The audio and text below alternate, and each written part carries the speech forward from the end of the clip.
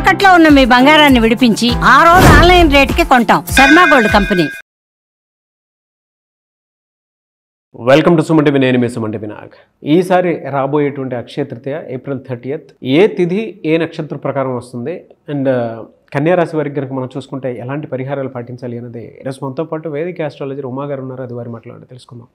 నమస్కారం ఉమా గారు. నమస్తే నాగరాజు గారు. సో ఈసారి రాబోయేటువంటి అక్షయ తృతీయ అనేది ఏ తిథి ఏ నక్షత్రంలో రాబోతుంది? తప్పకుండా అండి.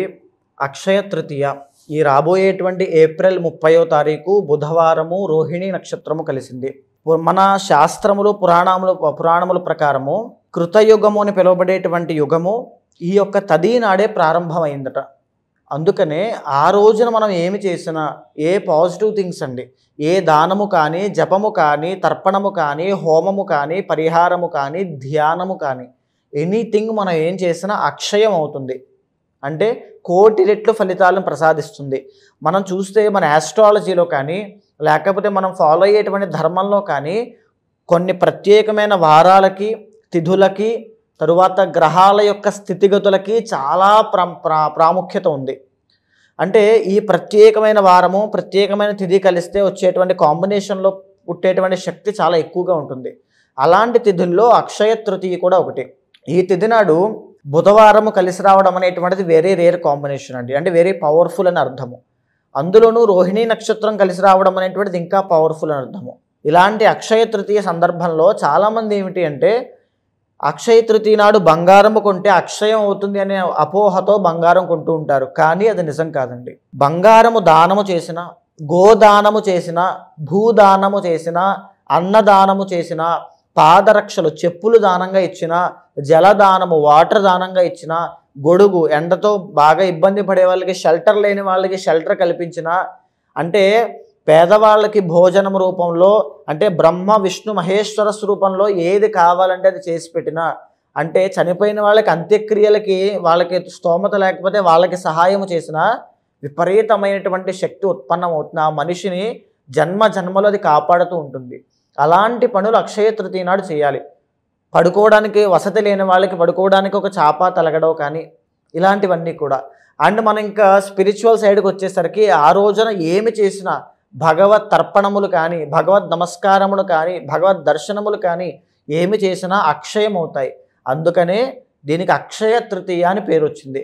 అయితే ఎవరైతే శివ సాయుధ్యాన్ని పొందాలి అనుకుంటూ ఉంటారో, అంటే శివుడి యొక్క సన్నిధికి శాశ్వతంగా వెళ్ళిపోవాలి, అనుభవించింది చాలు అనేటువంటి పరం కోసం కోరుకుంటూ ఉంటారో వాళ్ళైతే ఎస్పెషల్గా పెరుగన్నాన్ని, తర్వాత జలదానము, తర్వాత గోధుమలు, శనగలు దానం ఇవ్వడం వల్ల శీఘ్రమే శివ సాయుధ్యాన్ని పొందుతారు అని చెబుతోంది. అంటే వాళ్ళు మరణించిన తర్వాత అంతటి శక్తివంతమైంది. అయితే ఈ యొక్క తిథి నాడు కొంతమంది ప్రత్యేకమైనటువంటి దోషాలు ఉన్న వాళ్ళకి ఆ పరిహారములు ఆచరించడం వల్ల కొంతమంది ఏంటి అంటే నాగరాజు గారు మీరు చూస్తూ ఉంటారు, ఎన్నో గుళ్ళకు తిరుగుతూ ఉంటారు, ఎన్నో పూజలు చేస్తారు, ఎన్నో హోమాలు చేయిస్తారు, ఎన్నో వ్రతాలు, నోములు, మొక్కులు ఎన్నో ఉంటాయి. పెళ్ళి అవ్వదు, సంతానము కలగదు, సెటిల్మెంట్ జరగదు. అంటే స్కిల్ ఉంటుంది, టాలెంట్ ఉంటుంది, కానీ ఏ పని ముందుకు వెళ్ళదు. అంటే ఒక యూనివర్స్ బ్లెస్సింగ్స్ ఏదో లోపించింది అనేటువంటి భావన. చాలామంది సూసైడల్ టెండెన్సీస్ వరకు వెళ్తూ ఉంటారు కూడా. అలాంటి వాళ్ళందరికీ కూడా ఇలాంటి అక్షయ తృతీయ అని పిలువబడేటువంటి తిథులు చాలా బాగా ఉపయోగపడతాయండి. ఇన్ఫ్యాక్ట్ వాళ్ళకి ఇంకో ఆప్షన్ లేదు.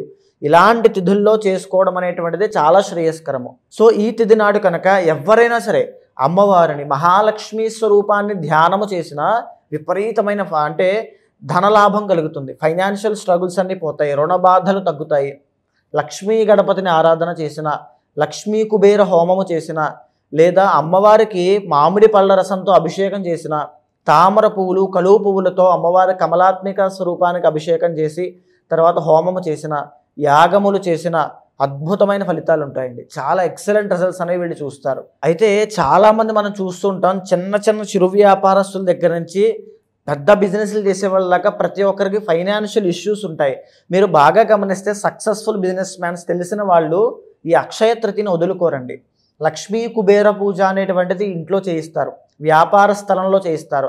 ఎవరైతే రుణ బాధలు, ఎస్పెషల్లీ అప్పుల్లో కూరుకుపోయి అసలు నాకు వేరే మార్గము కనబడట్లేదు, అన్నీ కూడా నాకు టైట్ అయిపోయండి, నాకు ఇంకా దారి లేదు అనేటువంటి పరిస్థితులు ఉన్న వాళ్ళకి కూడా అక్షయ తృతీయ నాడు కనుక లక్ష్మీ కుబేర హోమము కానీ, కమలాత్మిక హోమము కానీ, లేకపోతే లక్ష్మీదేవికి సంబంధించినటువంటి యాగము కానీ, చండీ యాగము కానీ ఏమి చేసినా విశేషమైన ఫలితం లభిస్తుంది. శ్రీరుద్ర యాగము, మహాలింగార్చన అంటే వెంటనే ఇమీడియట్ రిజల్ట్స్ అనేవి వాళ్ళకి కనబడతాయి.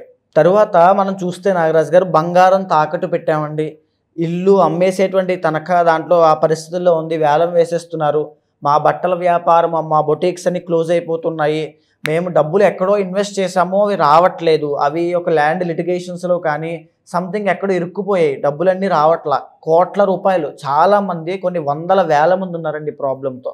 ఆ ప్రాబ్లంతో ఉన్నవాళ్ళు కూడా అక్షయ తృతీయ నాడు మానకుండా మీ పర్సనల్ చార్ట్ చూసుకున్న తర్వాత ఏవైతే ఉంటాయో ఆ పరిహారములన్నీ అక్షయ తృతీయ నాడు చేయించండి అమ్మా. విశేషమైన సిద్ధి కలుగుతుంది, ఇమీడియట్ రిజల్ట్స్ అనేవి ఖచ్చితంగా చూస్తారు మీరు.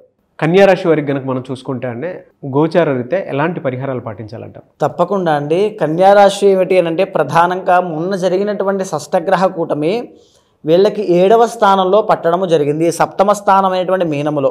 సప్తమ స్థానము అని అంటే వైవాహిక జీవితాన్ని సూచన చేసేటువంటిది, వ్యాపారాన్ని సూచన చేసేటువంటిది స్థానము, అదృష్టాన్ని తెచ్చిపెట్టేటువంటి స్థానం అని కూడా చెప్పచ్చు. ఆ స్థానములో ఈ యొక్క షష్టగ్రహ కూటమి పట్టడము వ్యాపారంలో ఒడిదుడుకులు తీసుకురావడానికి, వైవాహిక జీవితంలో ఇబ్బందులు తీసుకురావడానికి, కొత్త మార్పులు రావడానికి వీటికి కారణమైంది. అయితే వీళ్ళకి కన్యారాశికి గ్రహ సంచారములన్నీ కూడా గురుగ్రహ ట్రాన్సిట్ కానీ, శని ట్రాన్సిట్ కానీ, రాహు ట్రాన్సిట్ కానీ అంత తీవ్రమైన దోషప్రదము కాదు, అంత తీవ్రమైన యోగప్రదము కూడా కాదు. సో సామాన్యంగా మిశ్రమ ఫలితాలు వీళ్ళకి యోగిస్తూ ఉన్నాయి కాబట్టి, అండ్ మేజర్ ఇంపార్టెంట్ థింగ్ కన్యారాశి కోసం మనం మాట్లాడుతున్నాము అని అంటే 4th and 7th లార్డ్ వీళ్ళకి గురుడు అవుతారండి. అంటే వీళ్ళకి జనరల్గానే గురుబలం అనేటువంటిది తక్కువ ఉంటుంది. సో గురుబలం తక్కువ ఉండడం వల్ల ఏంటంటే సక్సెస్ అనేది కొంచెం లేట్గా చూడడము, డబ్బులు నిలబడకపోవడము, విపరీతమైన ఖర్చులు అవ్వడము, ప్రతి శుభకార్యంలో ఏదైనా ఆటంకాలు రావడము, విద్య పరంగా చాలా ఆటంకాలు రావడం అనేటువంటిది వీళ్ళు చూస్తారు. ఈవెన్ వీళ్ళు చాలా టాలెంటెడ్ అయినప్పటికీ కూడా సేమ్ ఇదే ఇష్యూ వీళ్ళకి మ్యారీడ్ లైఫ్లో తీసుకొస్తుందండి. ఎందుకంటే వీళ్ళు ఆల్రెడీ బిజినెస్ మైండ్ సెట్ ఉండి, బిజినెస్ మార్కెటింగ్ స్కిల్స్ అని చాలా ఎక్కువగా ఉన్నటువంటి వాళ్ళు. సో వీళ్ళకి ఏంటి మ్యారీడ్ లైఫ్లో ఇబ్బందులు రావడము, అనుకున్నటువంటి స్థాయిలో మ్యారీడ్ లైఫ్ లేకపోవడము, సంతృప్తికరమైన జీవితం లేకపోవడము, మ్యారేజ్ అయిన తర్వాత ఫైనాన్షియల్ ఇష్యూస్ అనేవి ఫేస్ చేయడము. ఇంకా చెప్పాలి అనుకుంటే 6th లార్డ్ శని అవుతారు కాబట్టి పెరాలసిస్ కానీ, శనికి సంబంధించి కీళ్లవాతము కానీ, వెన్నుపూసకు సంబంధించినటువంటి ఇబ్బందులు, సయాటికా స్పాండిలైటిస్ కానీ, డయాబెటీస్ కానీ, ఈ తదితర ఆరోగ్య సమస్యలతో చాలా తీవ్రంగా ఇబ్బంది పడడం లాంటివి వీళ్ళకి కనబడుతూ ఉన్నాయి. దీనికి తోడు ఏవైనా వీళ్ళకి పర్సనల్ చార్ట్లో కనుక ఏవైనా దోషాలు ఉంటే, సో వీళ్ళకి జనరల్గానే కన్యారాశి అనగానే గణపతికి చాలా ప్రీతికరమైందని చెప్తారండి. అంటే కన్యారాశి వాళ్ళు కనుక గణపతి ఆరాధన చేస్తే వెంటనే సిద్ధిస్తుంది. వీళ్ళ జాతకంలో ఉండేటువంటి దోషాలకైనా, కాలసర్ప కుజదోష ఏవైనా పితృశాప దోషాలకైనా, ఏ దోషమైనప్పటికీ కూడా అక్షయ తృతీయ నాడు మీరు చేసేటువంటి లక్ష్మీ గణపతి పూజ కానీ, మీ పర్సనల్ చార్ట్లో ఉండేటువంటి దోషాలకి తగినటువంటి అధిదైవాలకి పూజలు చేయడం కానీ మీ లైఫ్ని టర్న్ చేస్తాయని చెప్పచ్చు. ఒక డ్రాస్టిక్ చేంజ్ని తీసుకొస్తాయి. ఆ రోజున జరిగేటువంటి పూజ అయినా, దానమైనా, హోమమైనా మీ లైఫ్లో హ్యూజ్ సక్సెస్కి దారితీస్తుంది.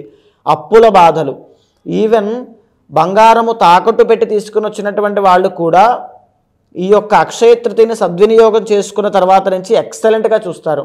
నరదృష్టి వల్ల ఇబ్బంది పడుతూ, అందవిహీనత్వం అనేది ఫేస్ చేస్తూ, కుటుంబ సమస్యలు, కుటుంబ తగాదాలు ఫేస్ చేస్తున్న వాళ్ళు కూడా ఆ రోజున ఈ యొక్క పర్సనల్ చార్ట్ ద్వారా రెమెడీస్ చేయడం మూలన చాలా వెంటనే ఇమీడియట్ రిజల్ట్స్ అనేవి కనబడతాయి. నాగరాజ్ గారు, గోచార రీత్యా చూసుకుంటే వీళ్ళకి ఎలాంటి దోషాలు ఉండే అవకాశం ఉంటుందండి? వీళ్ళకి గోచార రీత్యా కనుక చూస్తే మ్యారిటల్ లైఫ్ ఇష్యూస్తో పాటుగా అష్టమ స్థానము రూల్డ్ బై కుజుడు కాబట్టి వాహన ప్రమాద యోగములు కలిగేటువంటి అవకాశములు, ఆరోగ్య సమస్యలండి, మెయిన్గా తండ్రికి సంబంధించినటువంటి వ్యతిరేకత కానీ, ఆరోగ్య సమస్యలు కానీ వీళ్ళకి చాలా ఎక్కువగా ఉంటాయి. క్రానిక్ హెల్త్ డిసార్డర్స్ అనేవి వీళ్ళకి ఎక్కువగా వచ్చే అవకాశం, అది కూడా బోన్స్కి సంబంధించినటువంటివి, వెన్నుపూసకు సంబంధించినటువంటి ఇందాక నేను చెప్పినట్టుగా వచ్చే అవకాశం ఉంది. ఎనీథింగ్ మీరు ఏ ప్రాబ్లం ఫేస్ చేస్తున్నా కన్యారాశి వాళ్ళు మీ పర్సనల్ చార్ట్ చూసుకోండి. దశాంతర్దశలు బట్టి, మీ యొక్క జాతక చక్రము బట్టి ఉండేటువంటి దోషాలకి అక్షయ తృతీయనే వేదికగా ఆ రోజునే ఉపయోగించుకోండి, సద్వినియోగం చేసుకోండి. ఇమీడియట్ రిజల్ట్స్ అనేవి మీరు చూస్తారు. ఎలా సార్ అంటే మిమ్మల్ని అప్రోచ్ అవ్వాలి అని అంటే ప్రాసెస్ ఏంటి, ఎలా ఉంటుంది? అంటే కొంతమంది అంటే గోచార రీత్యా ఇదంతా ఉంది కాబట్టి డెఫినెట్గా వాళ్ళ పర్సనల్ చార్ట్ త్రూ తెలుసుకొని ఆ రోజు ఏ రెమెడీ పర్సనల్గా దానికి సంబంధించి చేయొచ్చు అని చెప్పేసి తెలుసుకోవాలి అనుకున్న వాళ్ళు ఉన్నారు. ఎలా మిమ్మల్ని అప్రోచ్ అవ్వాలంటే? తప్పకుండా అండి.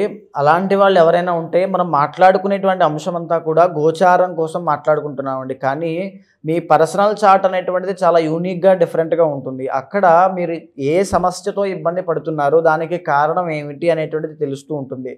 ఆ పర్సనల్ చార్ట్ చూసిన తరువాత మాత్రమే ఆ పరిహారమును, నిర్దిష్టమైన పరిహారములు ఆచరించండి. ఇమీడియట్ రిజల్ట్స్ వస్తాయి. పర్ఫెక్ట్ పరిహారం ఆచరించినప్పుడే మనకి రిజల్ట్స్ అనేవి కనబడుతూ ఉంటాయి. సో అలాంటి వాళ్ళు ఎవరైనా ఉంటే తప్పకుండా మీకు కింద కనిపించే నెంబర్కి కాల్ చేస్తే మా వాళ్ళు మీకు పూర్తి వివరాలు అందిస్తారు.